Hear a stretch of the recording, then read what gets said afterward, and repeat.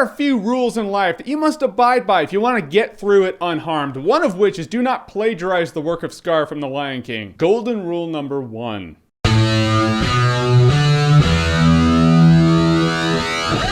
The Words. So The Words stars Bradley Cooper, and he's a writer. He doesn't do it professionally. He wants to do it professionally, but he's just not good enough to do it professionally, you know? He's just like, oh, it's my hobby, and I want to make money at it because it's what I love, and I just can't do it. It's like one of those sad sacks you see on American Idol where you're like, no. Then he comes across this book in transcript form. It's obviously been shelved for years, and he's like, oh, it's great.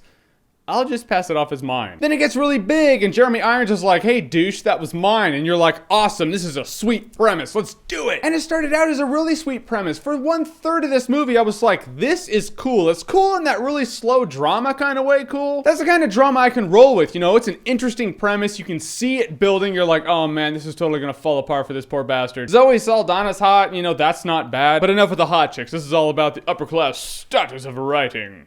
And hot chicks. But you feel for Bradley Cooper, you know? He's just struggling. He wants to make his hobby his career. He just wants to get paid. He wants to be one of the greats. And you're like, ah, man, I wish you could be. And then when he actually goes forward and he's like, he's passing this work off as his own, you kind of feel for him. I mean, I'd like to think in that situation I wouldn't do it, but you do see his situation. You're like, I don't think you're a dick for doing it. If it were my work, I'd think you're a piece of shit. But yeah, you know, there's a lot of pressure on the guy. So when he has to sit down with Jeremy Irons, you're like, oh, this is what I've been waiting for. Do it! And it's really cool for a few minutes, and then it gets boring. Jeremy Irons is telling his backstory, and you're thinking, okay, it's gonna take like 2 minutes to do. Only thing it doesn't, it takes like 30 minutes. It seemed like 30 minutes anyway. It's like 30 minutes of Jeremy Irons telling his backstory. You're getting all the visuals like it's a movie in scenes, but Jeremy Irons is doing the voiceover. It's like he's reading the book of his life. So you're like, shit, I feel like I'm in 4th grade story time, you know, where you're like, oh, I could listen to this or I could just sleep now. Not that a backstory is a bad thing, and even the format fit for the movie, but I mean, it doesn't have to be a half an hour long. Make it just a couple minutes. Make it a few minutes. Give me the highlights. I felt like I was on a bench with an old guy who was telling me his story, and I just wanted to be like, can you speed this up, please? In the movie, you already immediately feel for Jeremy Irons because his work was stolen. You don't need the whole backstory, you know, the highlights would be fine. You already have a conflict in your mind where you're like, I understand Bradley Cooper's dilemma, but yeah, Jeremy Irons is in the right. He should kick his ass. Why they felt they needed 30 minutes of backstory to tell me that I don't know. Now, Bradley Cooper, this guy, he's getting work, rightfully so. The dude's a good actor. I love him in comedies like The Hangover, but he shows that he can do the drama thing. Yeah, thing. I'm doing a movie about a book and literacy, and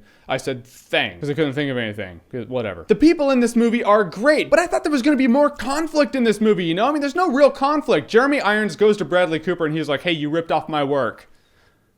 All right, peace. I feel like with all the time they took to tell Jeremy Irons' backstory, they could have taken that time, allocated it to show more of the conflict between Bradley Cooper and Jeremy Irons, more of Bradley Cooper's inner conflict, because he knows he did something bad, you know, that would have made the movie a lot better. In the end, the first third of the movie was great, and then, you know, Jeremy Irons is telling his story, and you're like, all right, speed it up. Then the movie just kind of gets jumbled and ends. I've never loved the setup in 1/3 of a movie so much, and then had the rest of the movie just fall so flat for me. It pains me, and it's sad to say that The Words is alright, but you're not going to remember it in T-minus a couple days. Yep, already forgot. Alright, so who's your favorite author out there? We're going to jump track to books. Some of you are going to be like, whoa, whoa, whoa.